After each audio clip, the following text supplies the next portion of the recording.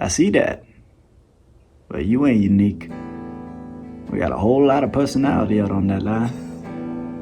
Boys come and go in and out of that bottle life. Popping pills, smoking dope, shooting that shit down.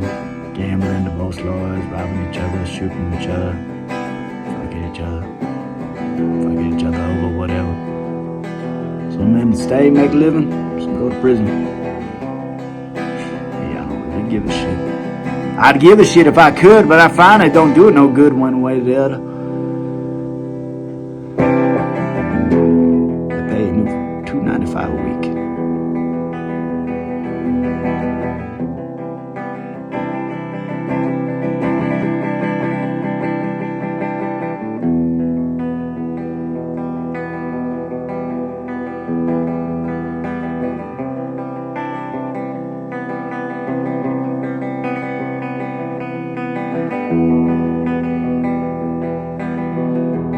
Smoke on and go home with something to poke on. Sup, bitch?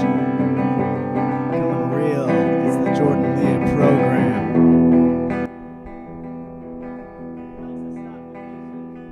Yeah, it is the Jordan Leer program. Welcome to the Jordan Leer program. 78. UFC 78 validation. Is that right? That was fucking Rashad Evans versus somebody. He had to get validated. I might be wrong on that shit. 79 was Nemesis, I think. Whatever.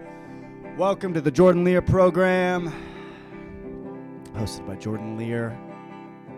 Jordan Leer, the actor, comedian, filmmaker, fucking up by not playing his video on time the way I want to start this podcast. Did I mention that I'm a writer? Yeah, I'm a writer, bitch. I write. That's how I feel. I feel cocky walking down the street. I'm like, I'm a writer. You writer, motherfucker. Ooh, especially when I lived in LA, I used to feel like so fucking about writers because everyone says they're a writer at the end of what they do in entertainment. Like, you know, I'm a filmmaker, I'm a comedian, I'm a director, and also a writer. And what they mean is they go, hey, if you have a writing job, I'll do it, and I'm sure I could figure it out. But they don't really fucking write. If they've never written anything besides Facebook statuses and tweets. Not that they don't have the ability to, but as the guy Stephen Pressfield said, he's like, dude, a professional wakes up and just fucking does the shit. And I don't know if you know this about me, but your boy, I wake up and write pretty much every morning, you know, unless I'm editing a movie. And maybe that'll change when I'm getting going on my feature film and shit. But yeah, I pretty much am always working on a screenplay in general, or I'm brushing one up, and I love it. It's an addiction. I've figured out at this stage in my life that is my flow state. I like creating. That is what makes me feel fulfilled at the end of the day, that I wrote, you know, or at least tried to write for fucking a couple hours, you know. Sometimes when you write, you only get like a line down, but you sit there and, you know, you work to finish the projects, and I love it, man. It's something that, hey, it's very financially unrewarding. Hey, maybe it'll pay off someday. I made a little money in spurts at that, but it's a thing I've heard, and obviously I'm hoping, because I've been doing it. I wrote my first screenplay. Okay, because here's another thing. Everyone says they write. I get you write a little bit, you know, and like every stand-up, I get you're always writing, but a lot of stand-up writers will also tote themselves as like screenwriters, just because in their head they're like, well, if they would tell me, you know, if they would give me a script to write, I would write it, you know. And a lot of people have ideas in their head, and there's nothing wrong with that, you know. A lot of people have ideas in their head, they're telling you, but they've never written it down, and they're like, well, I would. And no offense, but you ought to fucking sit down and type it out so we can talk and we can trade ideas, and I can read yours, you can read mine. Anyways, I'm posturing a lot as I get into this. I wrote my first screenplay in college, and it was a screenwriting class. Our teacher, Bill Vincent at MSU, he mainly just told us to write 10 pages every week. And we talked screenwriting, and we talked character a little bit, and plot, and genre a little. In my other classes, we talked more. But in his, he just wanted us to fucking write 10 pages every week. And at the end of the semester, you have a screenplay. You know, it was about 10, 11 weeks. So yeah, you come out to 110, 120 page script, what have you. In script writing terms, whether it's TV, movie, whatever, there's variations of this, but 1 page equals 1 minute of screen time, typically. Remember this guy, Bryce, taught me that when I was in college. I guess I was a sophomore when I started writing screenplays. That's what I'm remembering right now. Because I acted in college, like on these, we had this collection of student-ran TV shows, MSU Telecasters. And then someone was starting a new show, and they asked me if I wanted to write for it for some reason. What was her? Joanna? Joanna Darby, was that her name? She was awesome. I think she does music now. She asked me to write, and another writer, Bryce, I forget his last name, I feel bad. He taught me, the pages a minute, and I barely wrote for that show, but it got me kind of like typing away and looking at scripts, and like I had been. It's interesting. Anyways, it wasn't until my senior year that my senior year screenwriting class, Bill Vincent had us complete a screenplay.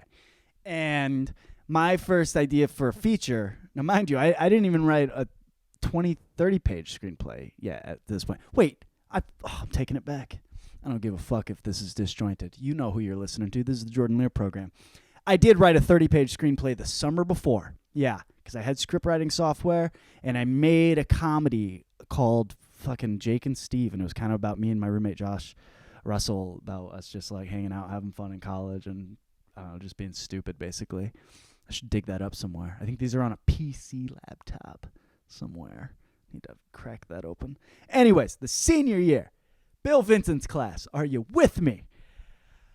He asked us to write a feature script, and I'm all into Tarantino. I'm all into Martin Scorsese. I'm like, that's the shit, man. Tarantino's got funny movies, but he's pulling out fucking guns and blood, and it's cool, and and Scorsese does that, and it's always funny, and there's cool music. I was like, I love that style. So I came up with this crime story type deal called, it was like a very like noir type deal called Constantine. Yeah. And I named it after my hometown, Constantine. But it was a fictional town. Like it was like a fictional town of Constantine, and it was about this like, I need to dig this up too because I do like this story actually. But it was about like two gangsters coming into town to fucking do some shit, and one of them you are rooting for because he's doing it for the right reasons. The other one's evil, and there's this crime overlord dude called fucking, I forget what I named him, but it was cool. And Bill Vincent read for it every week, and he loved doing it.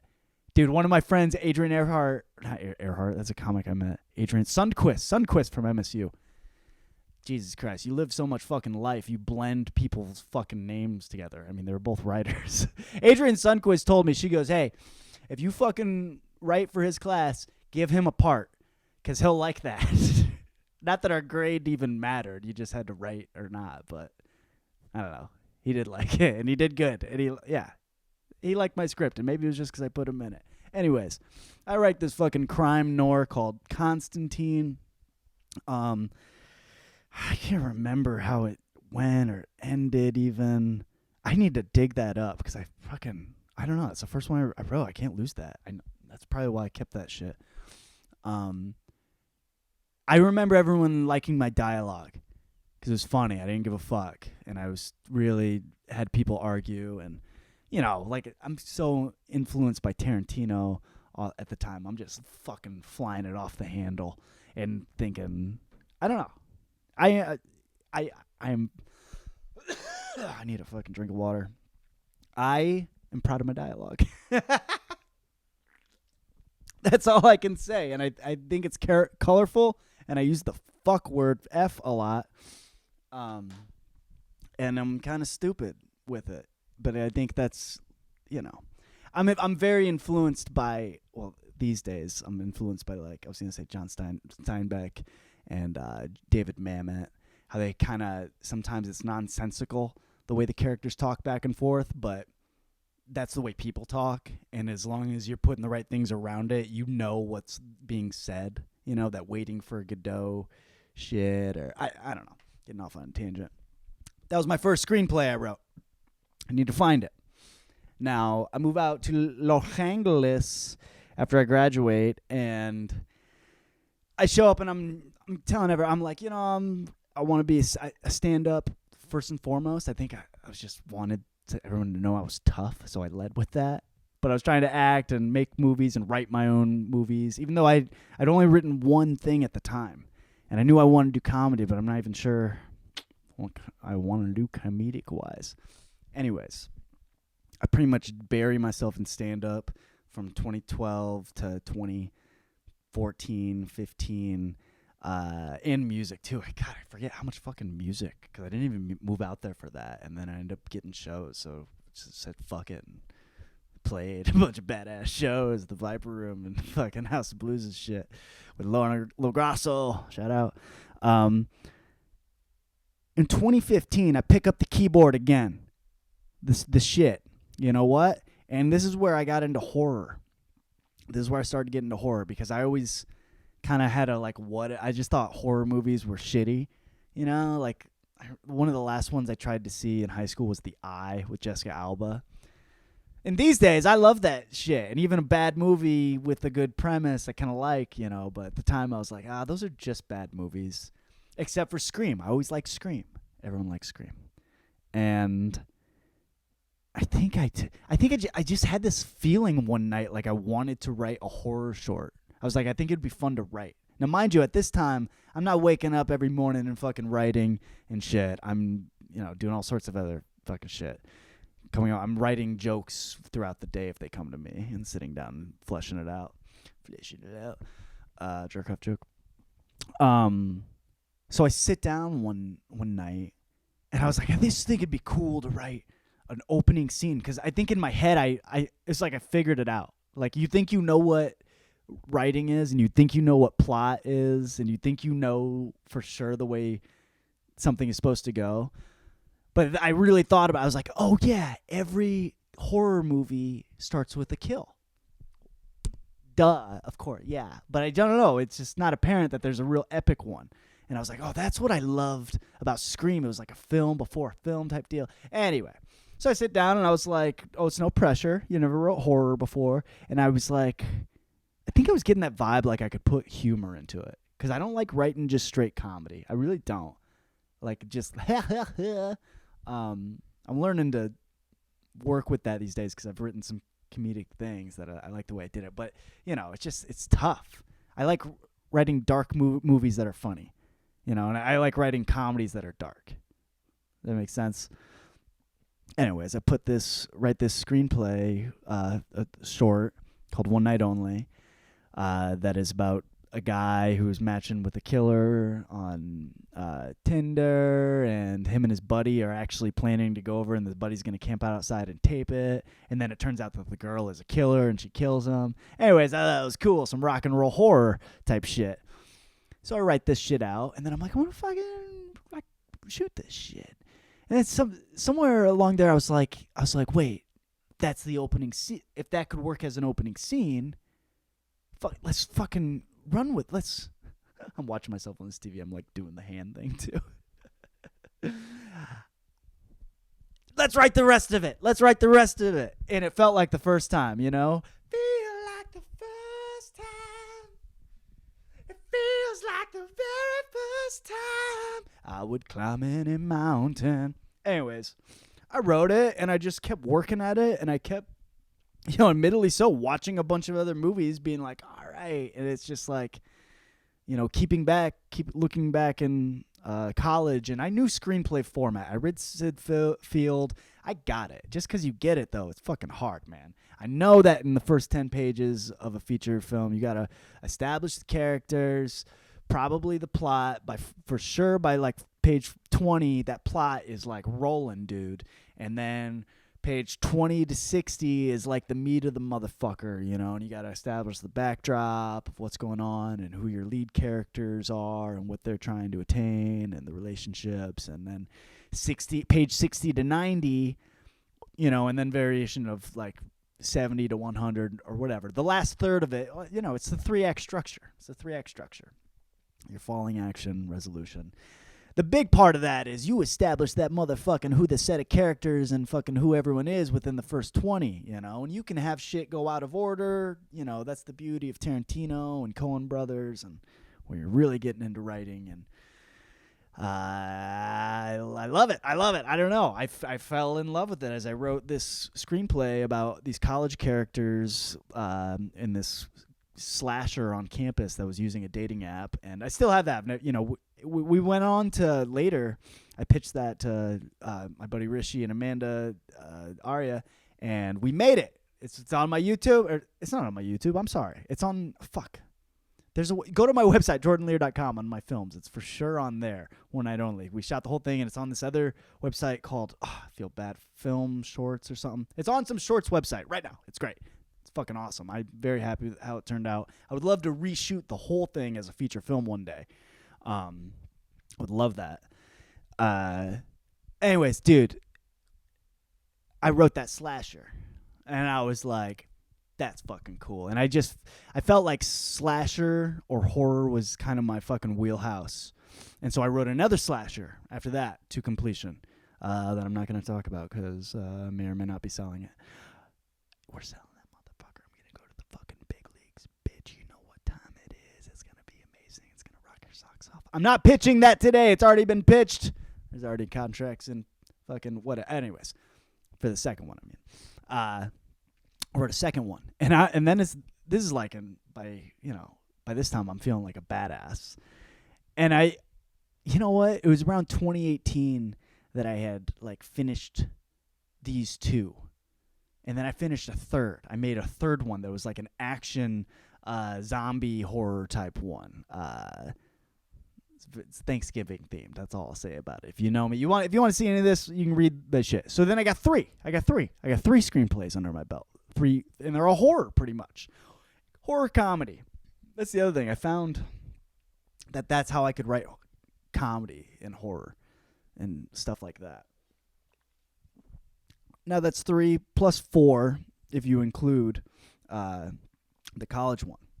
And also between there, me and Rishi Arya, we sat down. We wrote another screenplay, of which I'm not going to tell you the plot, because we're still trying to sell it. But say that's what I'm saying. You just fucking make this shit and you write it and you're like, hold on to it, and you tell people privately that you trust about it that might get you somewhere, whatever.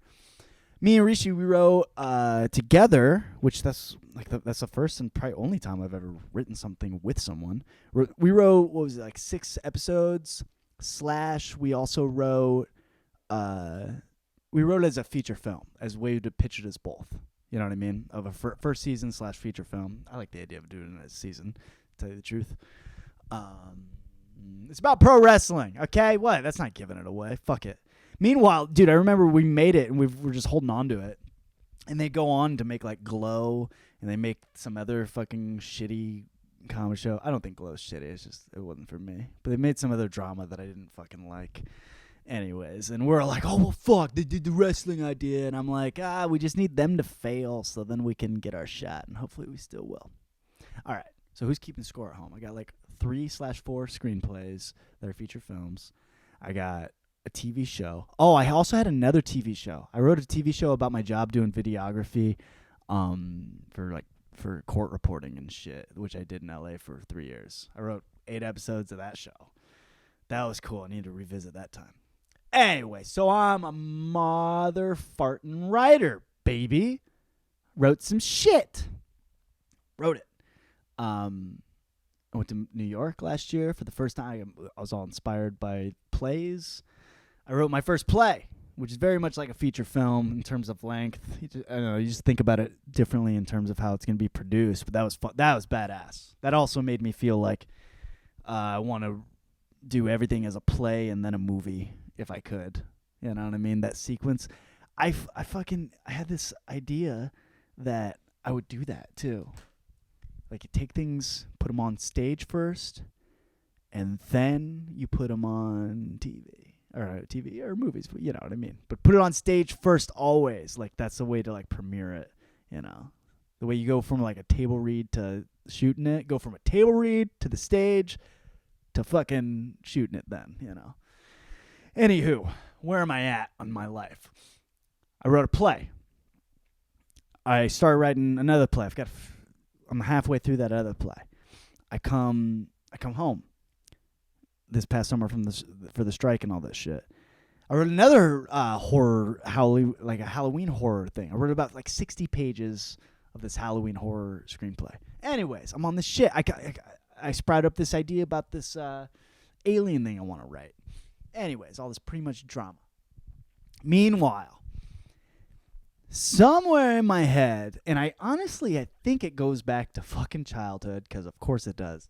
I always thought about writing something about, like, my life, or my life growing up, like me, kind of, And I didn't know what that was, and I don't know. I remember just feeling feelings growing up and feeling like, man, there needs to be like a story about this told one day, when anything epic happens when you're young, or just any time, whether there's a big, a fire and someone saves someone, it's an amazing story. You're like, they're going to make a movie out of this one day, or, someone overcomes adversity and you see how far a kid came, or, you're like, yeah, they're going to make a movie about that. And I just remember having feelings like that throughout being a kid, and like when my sister went to the military, definitely then.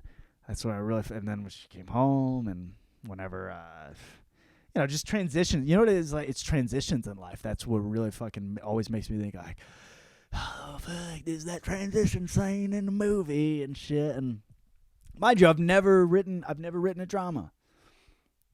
That's not true at all, because the play, I guess, the play I wrote last year, Love is an Algorithm, is very much a drama. It's comedy. Maybe that was more of my first time dipping into that. Yeah, I guess it was. That opened this up a lot. But I don't know. There's just something about growing up. I grew up in Michiana. They call it Michiana because it's Michigan and Indiana. It's right on the line, and right at the border. And just something about the small town. And I know that's way more common. That's super common. Like everyone's from a fucking small town, but I think that maybe it doesn't mean it's not weird though. Like there's just a weird thing about how everything revolves around sports, and there's like, dude, in small towns it's like Game of Thrones. It really is. The things about your name and your reputation. Everyone knows everyone, and there's just a lot of like people holding up smiles. And they're hiding fucking frowns and cries, or they're just giving you the fucking frowns and fucking cries, and whenever you deserve a smile when you see them. There's a lot of that, and my dad always worked on at the trailer factories here in Michiana, and if you don't know, it's the industry. To work here. It's like they make most of the RVs in the United States, I think the world, in this Michiana area. And it's where all the factories are, and it's assembly line, and they pump it out. And, it's the type of thing where it's in everywhere, because everyone's dad or everyone knows someone that's down there. And, when the economy hits, those places get fucking hit hard, and a lot of people lose jobs, and it's very feast or famine. And it's hard ass work. I've never fucking done it ever. I've done every type of manual labor you could think of in the world, because my dad was a carpenter, and that's the thing. He was a carpenter by trade in Arizona and everything. And you move here, and it's just like, you financially for a family, you're better off getting a job on the line and trying to get health insurance and shit than, trying to get out there. It's fucking hard. My dad tried both. I know he tried, there are very few carpenters on this planet as good as my father. Like, period. Like, I don't know, man. There are very few, workers, and there's a lot of good, but man, my dad is just fucking like a craftsman when it comes to framing a house and building it up and getting shit done. And he tried, but like having a business here, you make more money, or there's more consistent work, and re-shingling houses and tearing off shingles, which is another thing we fucking did a ton of. Anyways, I'm going on this tangent. I always wanted to write about this shit, and I just want to write about like our family and like I just want to write about, like, not everyone's family. I want to write about everyone's experiences. And I had this idea brewing in me called The Line. I got an idea. I was like, I would call it The Line. I was like, it'd be about you going to work, man. It'd be about the family, and it would be about, like, football and sports, and it would be about fucking Christmas presents, and who the fuck's got regular TV and cable TV, and that's the thing. I want to put it in 1999, right on the line of the new millennium, of the digital age, Y2K, fucking 9/11, the war, internet. You remember whenever people fucking, some people didn't have internet and some people fucking did. You know what I mean? And some people had high-speed internet and some people fucking didn't. And some kids couldn't watch TV and some couldn't. And some had it or didn't. Some could watch R-rated movies, and fucking some kids couldn't read fucking Harry Potter. There's a lot of fucking boundary lines. I started thinking of line as a metaphor between the assembly line, all the guys working on the line, doing lines of drugs, trying to ride that line of sobriety, and the line of discomfort and happiness, the line of happiness and unhappiness and shit, and the line of prestige and a town, and the fucking goal line. I don't know. I wanted what is it? So anyways, I've been brewing this fucking idea, and I've been writing on it. And for about a year, I've been hardcore saying, need to write it. And I've been conceptualizing it for a long fucking time, man. And telling people about it and rethinking it. And I landed on wanting it to be episodic, season-wise. And I was like, okay, that's what I would do. I would start it, start it in 1999, have it go about 8 seasons, 2008 or so, and I fucking wrote it, man. Okay, and I wrote an opening scene probably a year ago.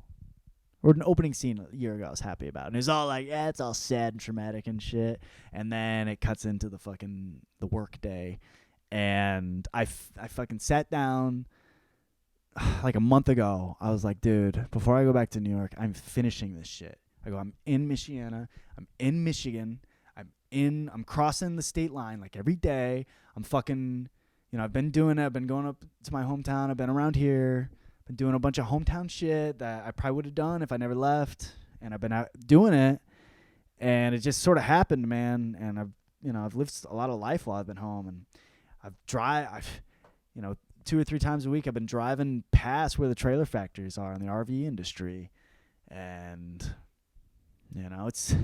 it's all still here, man. It's like some fucking witchy shit. The feeling I'm trying to capture and write about with people, and people trying to fucking express themselves and trying to just keep their fucking lives together. And been living it, dude. And I'm so happy I fucking wrote it. I'm a writer, motherfucker, not just at Starbucks. And dude, I wrote it, and then came out to like 70 pages. I was like, that's a long ass pilot, man. Because at a certain point, you're just like, you write it and you have an idea of a finish line, and then you're trying to wrap it up, and then you're like, dude, well, whenever it finishes. And it just kind of kept going.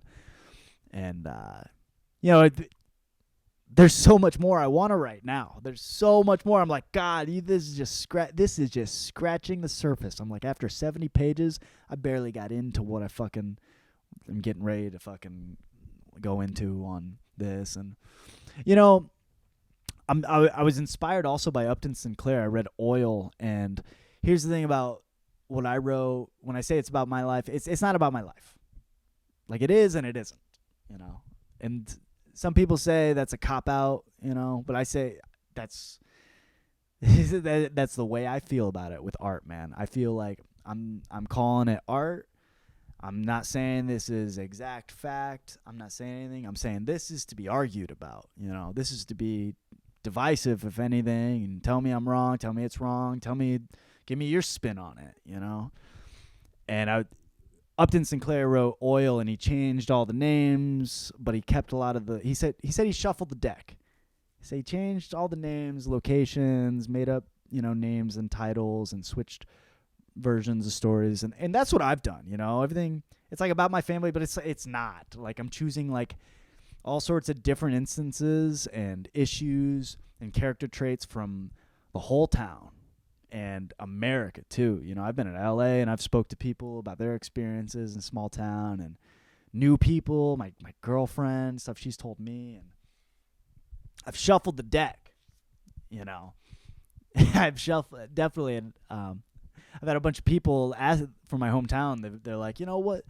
I can't wait to see who's who. I can't say, you know, I can't wait to see who plays who, like in the script, like it's an exact thing, you know, like as if like one fucking townsperson is like a crazy asshole and I'm gonna write their exact name and like or whatever. No, I'm not doing that.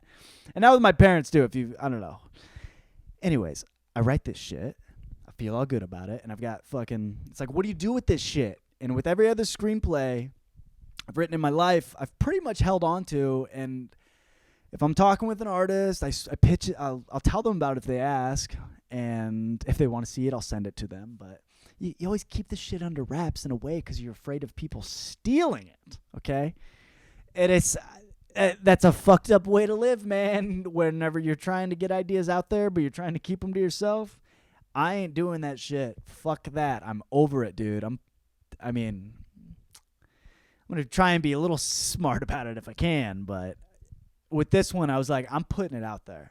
I'm like posting on Facebook that it's finished, and Instagram, and I'm gonna post a link, and whoever wants to read it, hey, you fucking go. And yo, I post on shit every day on purpose, put my content out there, so I can get a little fucking internet presence going, you know what I mean? Anyway, I post all the time, and I get some love, and I got so much support from my hometown, but I have never got the response that I've gotten from this, you know? And on top of that, I've never had so many people read my writing, ask to read it, and actually read it. Like within 24 hours, dude. Those other screenplays I've been telling you about, like, one or two people have ever read any of them. And it ain't because I haven't sent it to people. It's because it fucking sucks to read, man. I don't like reading bullshit. I love to read, but sometimes it's work, man. And, you know, I've read a lot of my friends' screenplays. I really have, you know. Sometimes someone sends you a screenplay and you want to fucking, even if it's good, you're like, I don't want to be reading this. I want to be watching it. Anyways, I post it, man. I've got teachers, I've got relatives posting like, I want to read it. And classmates and shit. And I don't know. It's kind of overwhelmed. I'm like, I think, you know, art's supposed to be fun, but the older I get, the more I feel like it's important. And there's so much important shit in the world, but for me, to my life, when I wrote this, I was like, this shit's important, man. Like, it makes me like, this is like, not just me. I'm like, there's kids that like I grew up good. I really did. There's kids that grew up in shit, man. And this ain't all about that. And there's adults that like had to deal with shit around St. Joe. Everyone. I don't know, and I'm not blaming anyone. I'm just, there's a story that needs to be told the right way about this shit. And with all due respect to Friday Night Lights, you know, it ain't about fucking losing a football game and whether you won or lost, you know. It's about the people that fucking lost or won in life while that fucking game happened, and no one fucking remembers the score of that game, whether they won or lost. That's the truth. Period. No one remembers or gives a shit about any of the fucking championship. This isn't all about football, but I just mean there's a bigger thing about stature too. Let's say that I don't want to villainize anything that happened in my hometown, or well, except for like heinous shit. But there's a vibe of fucking Game of Thrones about people are treated differently for this, and what's valued, and what your time is spent on. And I just want, I don't know. I felt good about what I wrote, man. Gosh. I hope my parents aren't embarrassed. Not that there's no reason for them to be, but you know what? I wrote it and the main characters are dealing with sobriety in this script. But so is fucking everybody, okay? And it's not my certain things aren't my story to tell, but it's not that. It's not whatever. The main character is going to AA meetings, okay? Whenever we moved to Michigan, my dad fucking went to AA meetings. They didn't drink for like 20, 30 years. That doesn't mean the main character is him. You know what I mean? Because I just wrote a fucking pilot, and it's about ready to go all sorts of different ways. And that's the thing. I don't know. I posted it. It wasn't until I posted it and people read it, and I'm like, oh, I hope the people don't think differently of my parents or anything. And then when I even thought about it, I'm like, reread the script, and I'm like, I don't know. The guy in the script seems like a good guy that fucking is dealing with it and went to work and is good to his kids, you know. And I'm like, that's my dad was. He was. It was great. I don't know. Dude, I had like some aunts would be like, I want to read it. And dude, you know, I have a fucking nosy family. They're just nosy, gossiping family, and I love them. But I just couldn't, as soon as everyone wanted to read it, and then teachers and stuff, I'm just like, oh man, I wonder if my parents are like, coming mad that I wrote this. And I've told them about it many times. I don't think they've read it in its entirely unless they clicked on that link on Facebook. They will. My mom does read all my shit. She's great. Oh, I don't know, man. You gotta do that as an artist. Just put it out there and feel whatever about it. What else was I gonna say about this? I wrote it. I hope to make it someday. If not, man, it's a piece of writing that is out there and inspired by right. You know, it's good to watch writing. I don't know what the fuck I'm saying. Shut the fuck up. Biopic drama, RV industry, Michiana, Y2K, 9/11. Yeah, don't steal this idea. And if you do, fucking take this as a pitch and just give me the money and let me fucking make the idea. Okay? You know, I didn't want them to have this feeling like, oh, someone else is going to make it. I'm like, well, I made it. The writing of it, that's the making of it. And if someone fucking takes it, well, it's online so everyone can see that I wrote it. And we can talk about that, you know? And I don't know, man. A few people that wrote to me, and I don't think they've ever read a screenplay before. And they're just like casual, great people. And they read it and they totally understood it. They read like all 70 pages and they're like, dude, I'm rooting for these characters. And I'm like, it makes you feel that type of way, man. I don't know. Shuffle the deck. Yeah, the untold story of uncomfort in the USA. That is kind of what the line is about. Anyways, find it or DM me if you want to see it, or send me an email, and I'll send you shit. You can read it. Let's make it. Let's make this shit. I'm gonna write the rest of it too. The line. Am I supposed to like close out on some of the feeling? I feel like I said all I wanted to say, but I don't know if it went anywhere. I wrote a screenplay about growing up in Michiana. And I switched the characters. I made the girl the younger sibling, and then the boy the older sibling, and I had an older sister. It's different. It's different. It's totally different. I switch a lot of shit, okay?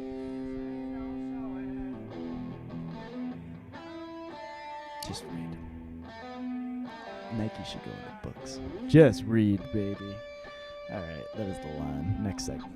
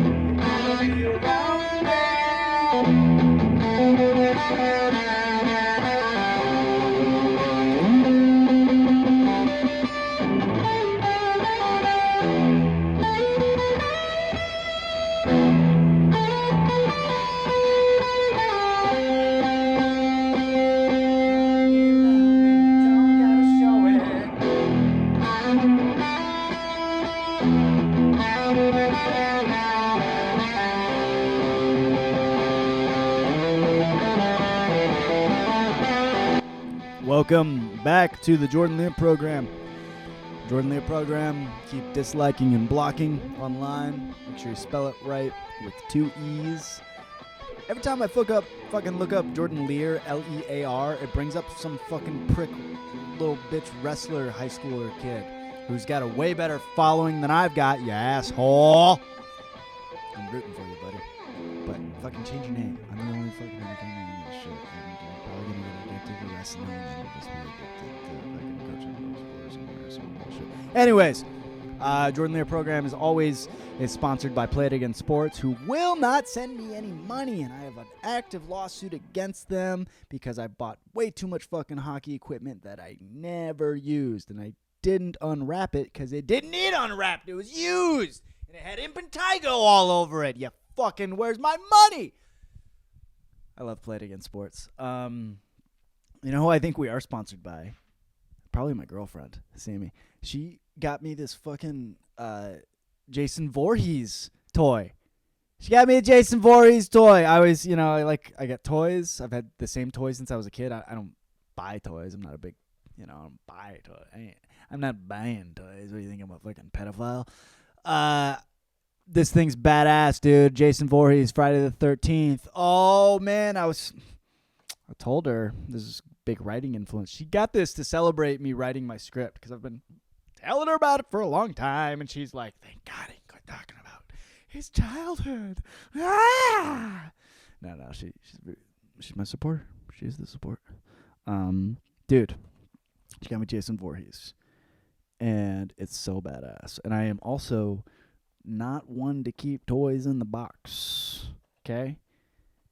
Unleash the fury. We're all gonna die. Memento mori, baby. And you know what else is a hit on the internet? Unboxing videos, right? I've never done one. I don't really care to, honestly. But I was like, 10 minutes ago, actually, I was like, if I'm going to have this on here, I should unbox it. Maybe I'll get more views out of making a clip out of it to post. One time, this is years ago. This is my heyday. I was like 17 or so. I got I'm trying to do a made up version. I'm trying to change details of a story so this could make sense.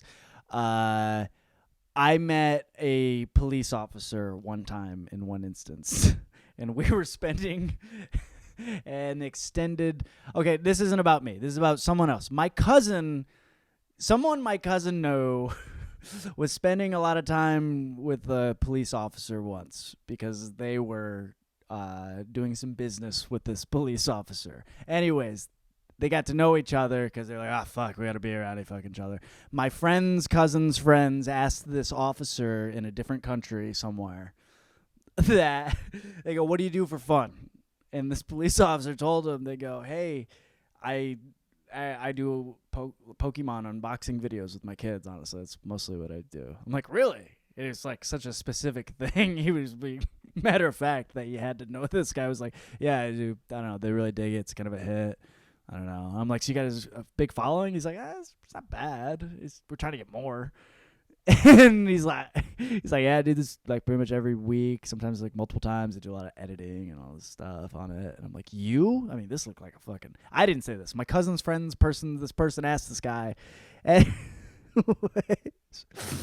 and he's telling him the numbers. And my cousin's this person also made videos and put them out every day, and they put out a podcast, and they're like, oh shit, your numbers are like that. And they're like, what should I fucking do to fucking, I don't know if this is fucking making sense. I hope it doesn't.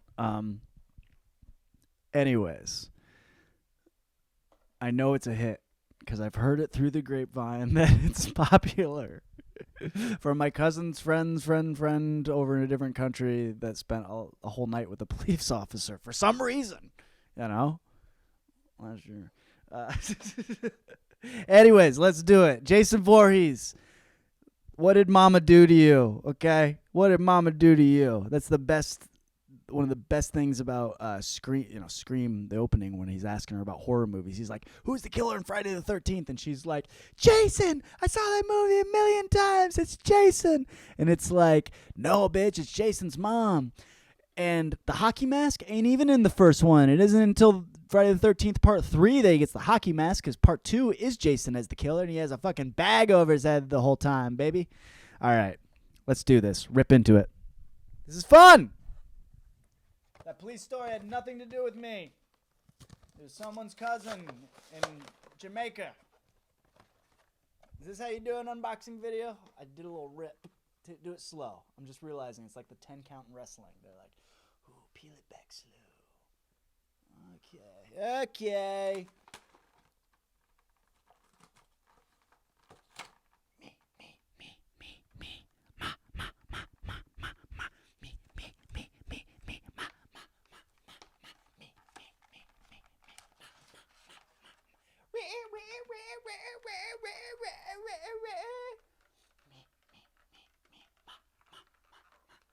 I can feel like this is one of those weird videos that someone's gonna like yak off to or something. You know what I mean? Get the fucking. All right, now I'm trying to do it slowly. I'm having an actual fucking hard time. Ugh! It would be so on cue if Jason just jumped out of the fucking wall and yanked me up real quick. Okay, I'm having troubles. Is this? Oh, that's the problem. It's tied on there, and I was about to fucking break this shit.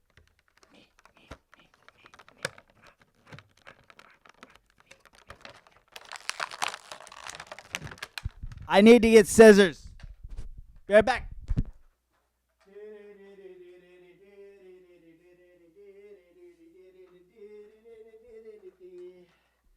got some scissors.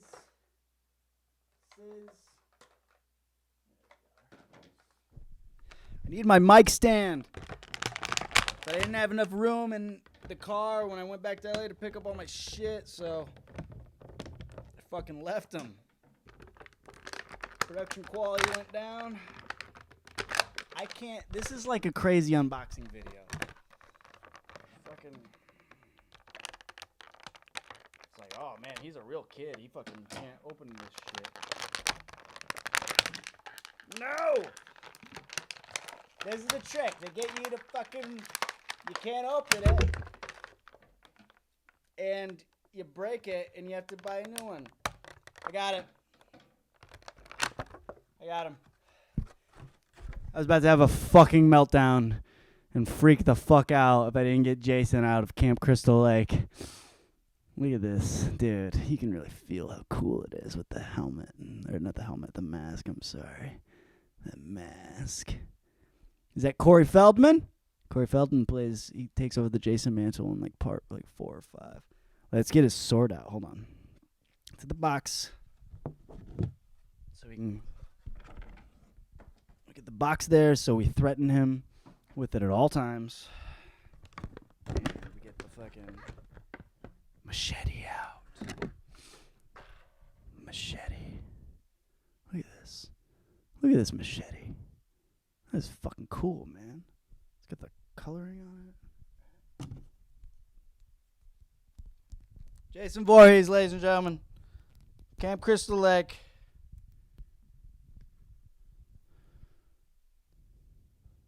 It's pretty cool. This is a good unboxing video. Out of the box. Out of the box. Was that a name of? Dude. You know they're trying to pitch one of these guys to show up in fucking Toy Story. This would be cool, dude. You get Woody and Buzz versus Jason Voorhees. Oh, hey, we have AI. Someone could do that. Someone should do that. Someone should do that. Someone make Barbie AI fucking Jason Voorhees fucking them up. Yeah, dude. Get the Ninja Turtles in there. Ninja Turtles and Darth Vader and fucking Jason Voorhees kicking ass against fucking Maybe it's them versus Freddy Krueger and Barbie and Ken. Wow, wow. Malibu Dream House, fucking your nightmare, bitch. I feel like I could do a whole podcast just doing this for the rest of the time. Those aren't the noises that Jason makes either. Look at this hand, too. Oh, his hand's kind of like, come and fucking get it, bitch. I think that's cool. It's also weird how awkward. That's how I hold my hand at the bottom. Ha ha ha. Is that arm bend? Not that it has to. I'm just curious. Does the machete go inside this hand at all? Not really. Unless it's in there like that. Oh, I can do the bottom hand too. Like it's using it. It's like Jason using it for a walking stick. Pretty cool, man. I like it. I'm gonna do your fucking machete up right before I resume this podcast, Jason. Jason Voorhees, sponsored by Jason Voorhees. Okay. Jordan Leer program. Fan questions. Some fan questions. Most of my fan questions, comments, concerns were on the screenplay. I think I went over it. People were asking if they were in it. People were offering to play me. For instance, here's the thing back to the screenplay. Like, there's a jock character, and there's like a fucking, dude wearing black clothes, skateboard type dude. Like, I've been both in my town, too. Like, that's the other thing. I said, like, I can see myself in all those characters. I can. Like, I did all the sports, too, but I also felt like a little punk rock against, the mainstream, whatever. As much as you could as an 8th grader. Other fan questions. Well, yeah, my friend Dave Rush, he goes, it feels good to finish it, doesn't it? I'm like, yeah, because he's a writer, and he's like, is it like when you start a creative endeavor, you just want it to be over. You're just like, I want this feeling to go away. Let's get the fuck rid of the way this feels. I do feel better. Another fan question. Okay, maybe this is the last time I'm going to be on this topic, but everyone knows if you've been watching this podcast, I've been hot on the Taylor Swift. I've been posting about the Chiefs deal, the Chiefs name, and someone commented on the fucking Chiefs thing. I wrote another Chiefs tweet thing about how they should change the name, and they're like, "Oh, of course a white person said it," and I said, "I'm not white. I'm fucking Scottish, all right? Get it right. If one more motherfucker out there wants to say I'm white, they're fucking wrong, okay? I did my Ancestry.com, all right? I'm not white. I'm Scottish. So go fuck yourself. You don't know what I've been through or what my Scottish people have been through, okay? You have the audacity to call me white when I am fucking Scottish. I got an Ancestry.com thing done. I'm even part German, bitch. I ain't white. I don't want to hear this white fucking shit. I'm English. I'm mostly Scottish. I got a little bit of German in there. What else? Scandinavian, like Norwegian, maybe a little of that. And you want to call me white. Oh, really? Like I'm some white privilege motherfucker. Really? Call me white one more time and see what happens. I'm Scottish. And I will fucking quote fat bastard to the day. I'm fat. That's bad. I'm fat because I'm unhappy. I can't fucking do a Scottish accent. I can't do it now. Sometimes you can do it, you can't do it. You can take my life, but you won't take my people. That's not bad. I'm not. I swear I'm Scottish. I can't do the accent. I eat. No, I'm unhappy because I eat.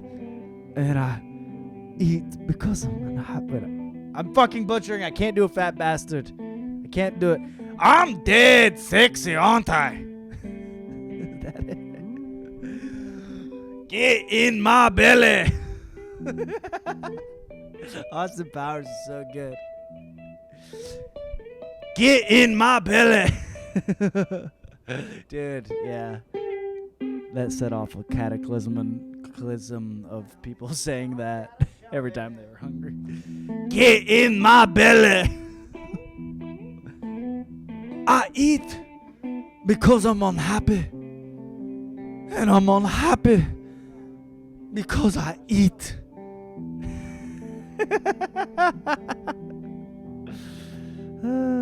Mike Myers is so good. I'm Scottish. Get it right. A little German, Norwegian, English. Not white. Very not white. Moving on.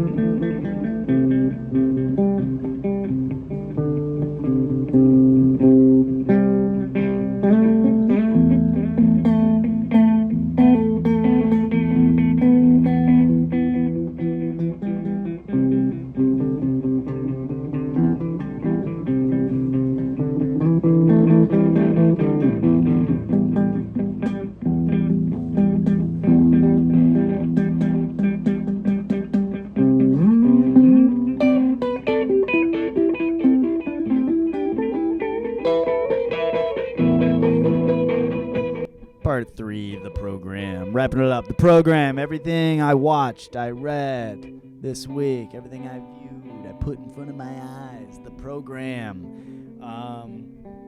Wrapping up Black History Month. Wrapping it up. Watching a bunch of Denzel. A bunch of Spike Lee movies. Mostly Denzel this week, I guess, pretty much. But it's been a thing. I didn't realize that March is Women's Month, and my, tism of doing things obsessive compulsive or whatever it is, I right on to the women's movies next, I guess. And I just told my girlfriend, I'm like, God, why is it gotta be back to back feeling bad for people? I'm kidding. This is some of the best movies I've ever seen in my fucking life. It's not been a downer not having someone's making me. I just like doing it in celebration because you learn about history, and I go with the months. And if it's Women's Month next month, it should be Women's Month every month. It should be Black History Month every month. I said jokingly, this is a fucking joke before you take it out of context. I said jokingly, I was like, well, they should just make it Black Women's History Month only. I was like, the rule is there's not a women's month. It's you got to be a black woman, and if and black men, you got to be if you're black, you got to be a woman for let's really center on that oppression. They should at least have like the crossover week should be only. This isn't a bad idea actually. This might catch on. Like, the first half should be only Black Women's History Month, and then Women's History Month, and then we'll get the rest, after this. I don't know. By the way, I'm not white. I'm Scottish, so go fuck yourself. Okay, I can say whatever I want. Okay, you don't know what I've been through. I've been through a lot of bologna sandwiches and Pepsi. Okay, get off my fucking back. What did I watch this week? Jackie Brown, Quentin Tarantino's probably least touted or talked about movie. Jackie Brown. Every time I watch this movie, I'm like, oh, maybe this is his best. It's so good. Dude, and it's so good in a classy way that you just like you're watching it. You're not expecting it to be like wrapped up in it by the end. Whenever Jackie's doing the handoff with Robert Forster and Robert De Niro and what's her name, Sharon Stone, whatever, one of the chicks, and he shoots her. It's like, dude, that movie is so good, and it makes you feel scared at times, and it's so good at making you feel scared when you think the characters are gonna get each other and kill each other, and it's so funny when you see the characters outwit each other. Like, it's so good. And Pam Grier, the original Foxy Brown, his take on Tarantino's take on that, and having it called Jackie Brown. It's one of I think it's Tarantino's only movie that he didn't write the original source material, because it's based on an Elmore Leonard book called, is it based on the Rum Punch? I don't know. So good. So good. And so South Bay LA. If you live in LA long enough, you know the regions, and that Ladera Heights, Torrance, Hermosa Beach, towards Long Beach, but that Redondo, Inland, Inglewood.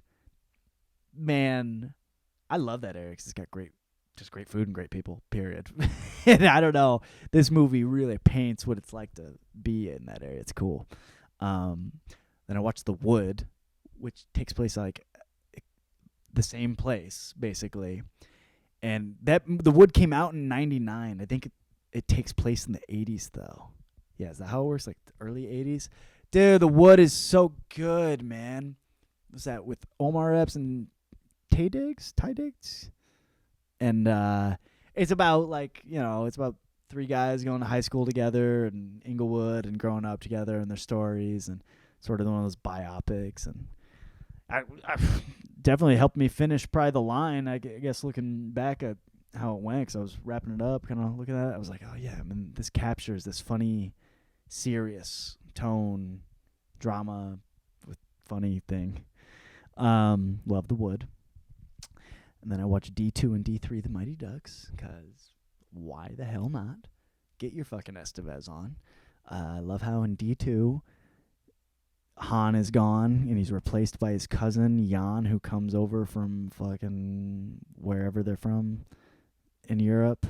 And then in the third movie, Han is back, but then he dies. And I just wish Jan would have came back. Because a lot of people think it's Jan replaces the actor in D2, and then they got the original actor back. But it was actually a different character. But then the one cousin dies, and they don't bring back the other cousin. And that's why we need D4. I actually haven't watched the TV show, the Game Changers one they came out with.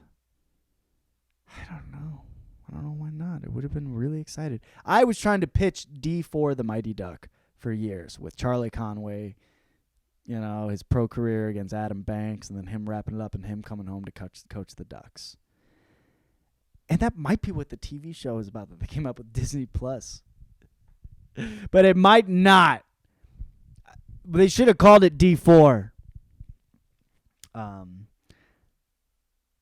watched New Jack City, kind of. And I've been having New Jack City recommended to me for years and years and years. And I think it's a great movie. I only watched like the first 10 minutes of it, and then I was hammering through the rest, though. I need to come back to that. Man on Fire with Denzel Washington. This is another Denzel Washington, and I'm not saying this in a bad way, but the guy can be in any movie, and it's interesting because I don't even remember really what goes on. Oh yeah, he's protecting this little girl, Dakota Fanning, but Denzel, he just always shows up, and it's interesting. It's like you can be not paying attention for 10 minutes, and then you're like, oh, I like his attitude, I like his swagger, Then I watched The Bone Collector. I didn't really watch The Bone Collector. They came out back in like 99 or 2002. I was writing through this. Him and Julia Roberts, some thing. Every 10 minutes I looked up and he was doing a decent enough job. I don't know.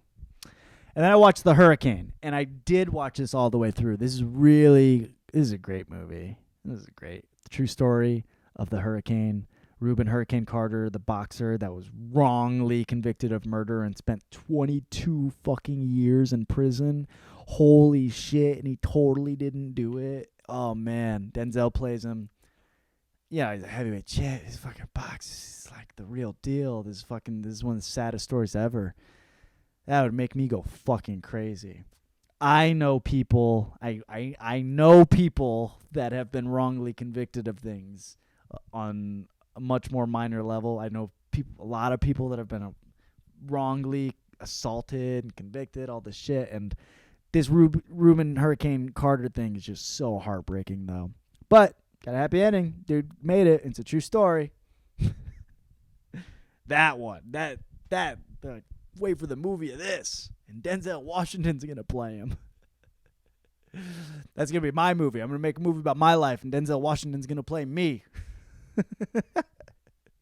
All right, that was it for movies. TV, watch Love is Blind. Now, I know Love is Blind been kind of popular, but like it's super popular right now, man. Everyone's on that shit, and they're like, it's the hot fucking thing. And yo, me and my girlfriend, we've been watching Love is Blind. We've been waiting. We've been waiting so long that we like didn't realize a new season came out until everyone's fucking tweeting about it. We're like, but it's cool. It's cool. I think there's a lot of acting. I think half of them are plants. If not, I think there's a good chance all of them are actors. There's a good chance. It's so entertaining though. Fucking reality shows are so good. What's her name? The girl that plays Jess, the hot fucking whatever, the real Megan Fox girl on there.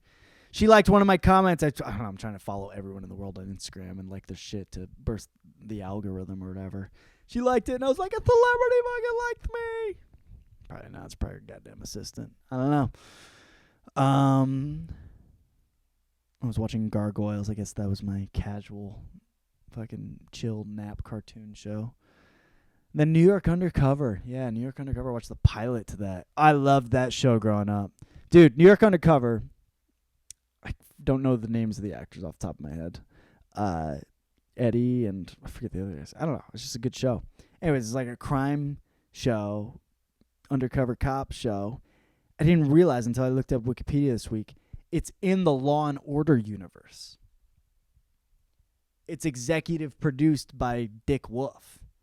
And it's like there's some similar, some of the same like actors that play psychiatrists or paramedics or different small parts and bits and stuff. It's like it's part of the coherent Law and Order universe. And I'm not even a Law and Order guy, you know. I think it's great. I've just never marathoned it like everyone has. I've seen it casually, and it's like, yeah, Law and Order's great. All the fucking everything. New York Undercover is a Law and Order show. Fuck yeah. And what else? I feel like I looked up and there's another thing that was a Law and Order show. The Chicago series, FD and all that, those Chicago PD, all that shit, and FBI. It's kind of cool, but it's kind of not because you're like, oh, there's only so much out there. I don't know. All right, that was that for TV. And then on TV, live, I watched the SAG Awards. And I don't know if I can watch award shows, or maybe I just need a break, you know? Like, I've been not an award show guy, and then I'm like, oh, well, I'll get into it. It's cool, and it's been fun, and I always get pumped for I always get drunk for the Oscars and fucking watch that. I make my picks, and I still like that. And so I got up for the Golden Globes. I haven't got up for the Critics' Choice, but I was watching the SAG Awards, and it was weird.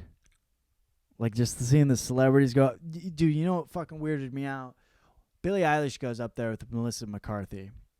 And mind you, I also look up, for some reason, I'm looking up Melissa McCarthy and seeing that week that she's cousins with Jenny McCarthy, which I thought was weird because I was like, well, they don't have anything to do with each other. Like, and I thought Melissa McCarthy had this like story of an underground comic for years or something. And I'm like, well, if they both know each other, they're probably both from some like rich fucking connected family. And I look up, they kind of are, and I'm like, fucking Illuminati. The Illuminati will not take my email, by the way, or my application.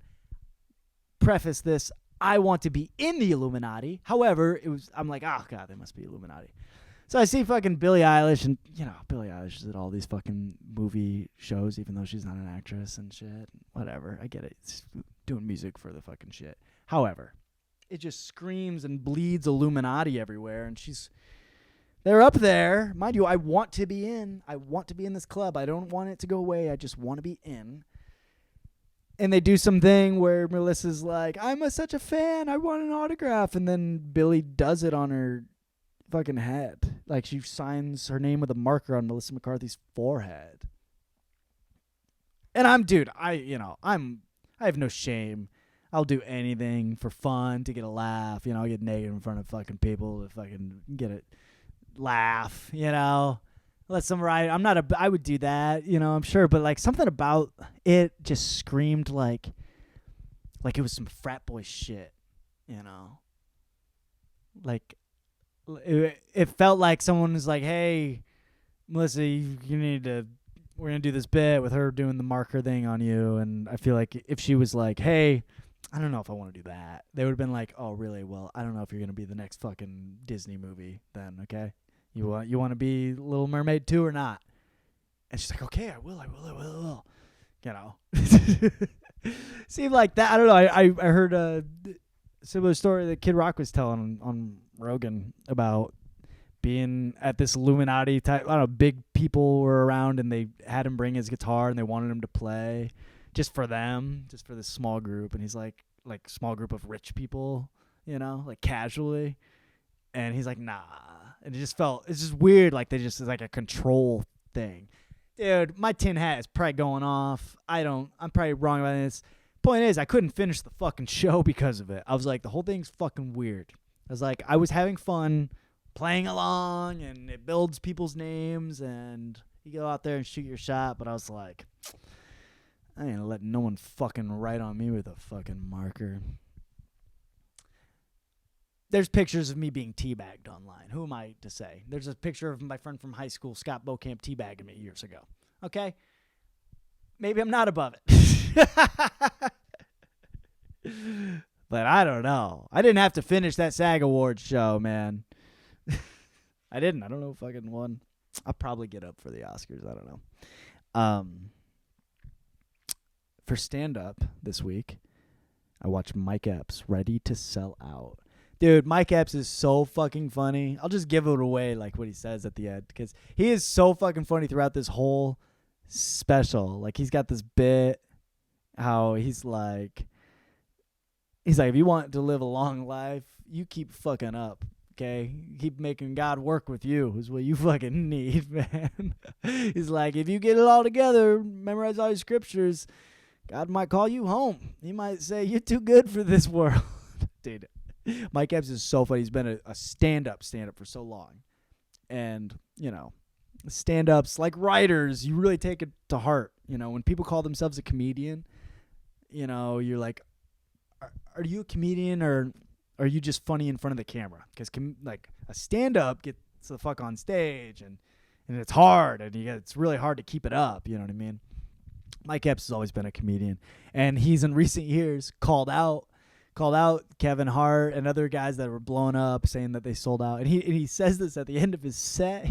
At the end, he goes, I know for years I've been saying Jamie Foxx is a sellout, Kevin Hart's a sellout, Will Smith, all them people who have been calling them sellouts. And he goes, I'm a little older, and I think I'm ready to sell out. He's like, being a real motherfucker, don't pay the bills, man. Oh, dude.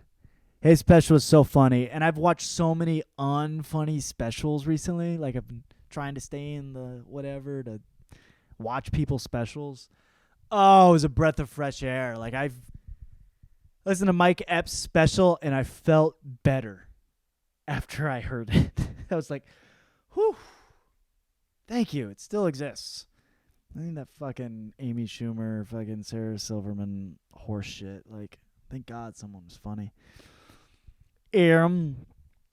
Documentaries. This week I watched, there's a whole series of specials called Untold on Netflix right now. These untold sports stories. Dude, every single one of them is a banger. Oh, first they had the Malice at the Palace. which is about Ron Artest and Jermaine O'Neal and Steven Jackson and Reggie Miller getting in a brawl with the Pistons in like 05 at the Palace and punching a couple fans and all this shit. I'm totally on the side of the players, by the way. Those fucking Pacers should have won a championship that year. Deserved. Dude, it was so fucking good. You just need to watch this shit about the fan throwing a fucking cup in the air. And watch that. I watched Untold Flagrant Foul about Tim Donaghy. Mike Donaghy? Tim Donaghy? Yeah. Tim Donaghy, the ref that was rigging games. Dude, that was rigging games for years. And, dude, when this dude talks about it, just the whole thing's rigged. Everyone's felt that way for a while. You know, and maybe some games might be real. Some might be a little bit more real than others. But this dude said he could make picks on who would win based on who was reffing, and the refs weren't fixing the games. It was just he knew which refs didn't fucking like which teams and who had, like you could just do that. You just knew the way it was. And he's like, you could influence it yourself if you really wanted to. And I don't know. That was fucking awesome, man. Then I watched Swamp Kings about Florida Gators football from like 05 onward. Dude, this fucking... I'm in a show coming out, one of those American Crime Story shows about Aaron Hernandez in that time period. But also, this is so good, dude. Urban Meyer making those fucking psychopaths making him into psychopaths over football. Urban Meyer's winning fucking championships, and then he can't sleep at night. He's addicted to Ambien, and these players are just beating the shit out of each other in fucking Warzone. And Tim Tebow, the fucking virgin Jesus Christ follower, just leading the fucking bunch. Is he Jesus Christ or is he a Mormon? I don't know. Whatever. Watch it. Swamp Kings. They had one on Johnny Manziel. It was great. And then I watched Crime and Penalties about this fucking hockey team, the Danbury Trashers, who this kid was the owner because his dad was the mob boss that like bought the team. And he like was obsessed with pro wrestling, and he just hired all these enforcer type hockey players to whoop everyone's ass. And they're fucking selling out tickets like crazy. It's like Slapshot. And I don't know. I'm looking back. I saw this fucking team play the K-Wings in Kalamazoo back in the day, dude. I saw the Trashers fucking play them because I remember because in the documentary they have a black guy on the team. And there's like 0 black guys in hockey. I mean, there's some, but very few. And I'm like, I remember them playing. And that guy being badass and beating the shit out of the K-Wings and their fucking trash mascot. Dude. That's a good documentary. God, I'm so fucking spent. All right, and then poetry. I read Maya Angelou. Little Maya Angelou. I know why the cage bird sings, because she's skank. I don't know, not a skank. Maya Angelou. I think she's my favorite poet, though. Because I get it, dude. I get it. And her poetry is about pain, and it is about lust. And it is about shame, and it is about anger. And it's about joy. It's about happiness. And it's about regret. It's cool. I wish I had memorized any of it, but I didn't. Well, how I should be at this time. Very tired and exhausted. I feel like I said everything I could possibly say. Please like and subscribe. Send me $1 on Patreon or more. Support the Jordan Leer program. JORDANLEER. Come and get it. Send me a question. Send me a comment. Send me a concern. Support me. Keep Googling my name so it pops up more. Type it into the search. And I hope you enjoy your time everywhere. This takes me back. This is the second episode I did of this. Me and Caroline Welsh. It's pandemic time, coming out of pandemic time. It's at this is at the Comedy Store. This is at the Comedy Store. This is on the little outside fucking, what do you call it, the wall. Yeah. It's pointing out words on Sunset. And we're leaning against Pablo Francisco's name or some shit. Alright, it's Jordan Leer program. I'm fucking done.